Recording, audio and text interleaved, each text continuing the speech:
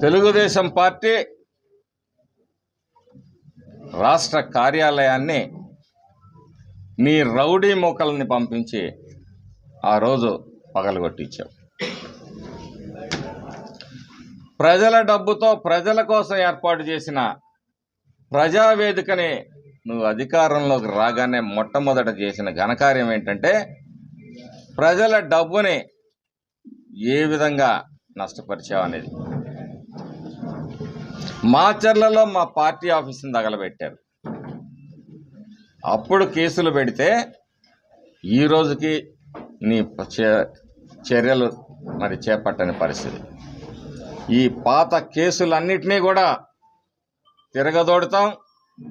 నీ అవినీతిలో, నీ అక్రమాల్లో, నీ దౌర్జన్యానికి సహకరించిన అధికారులందరినీ కూడా విచారణ ఏర్పాటు చేస్తాం. నువ్వు అనుకున్నట్టు తెలుగుదేశం పార్టీ నీ ఉడత ఊపులకు భయపడే పరిస్థితుల్లో లేదు. మీ అందరూ కూడా ఎవరైతే ఈ రాష్ట్ర ఖజానాని లూటీ చేశారో వాళ్ళందరూ కూడా మళ్ళీ ఒక్కసారి పిన్నెల్లి రామకృష్ణారెడ్డి నీ పరామర్శ పేరుతోటి అనుమతులు తీసుకొని జైలుకి వెళ్ళండి. అక్కడ పరిస్థితులు ఎలా ఉంటాయో అవగాహన చేసుకోండి. భవిష్యత్తులో మీ అందరూ కూడా జైలుకి వెళ్ళటానికి సిద్ధంగా ఉండండి.